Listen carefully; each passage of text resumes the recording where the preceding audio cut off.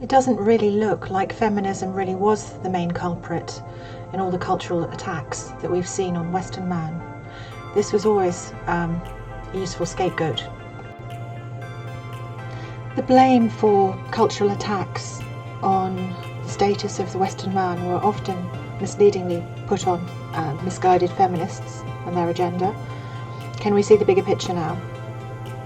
It was a convenient scapegoat for a while, but there was very much more to it, and pitting men against women in these times was part of their plan.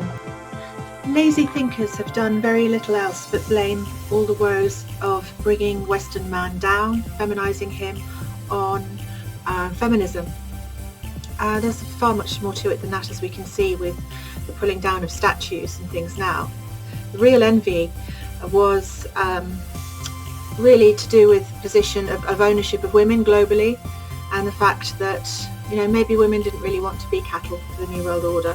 Maybe their option out was more of a feminist route, because patriotism works with its namesake, patriarchy, and without the two working hand in hand, what you have is a disjointed, something that's lacking in any semblance of upward-looking order, as we see demonstrated with something more like Prince Harry and his choices.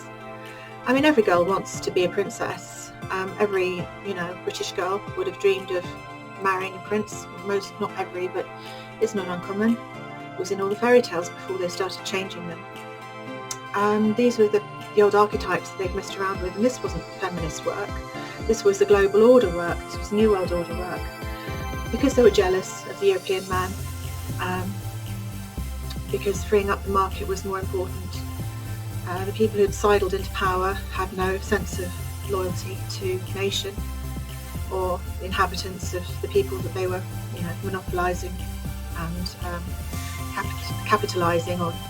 So it really wasn't of any value. I think it's just walking into the hands of the New World Order to blame it on feminism. It's clearly not. There's a lot of people pulling down Western man now, and we can see who they are. So let's step out of the shadows and be a little bit braver than attacking misguided feminists.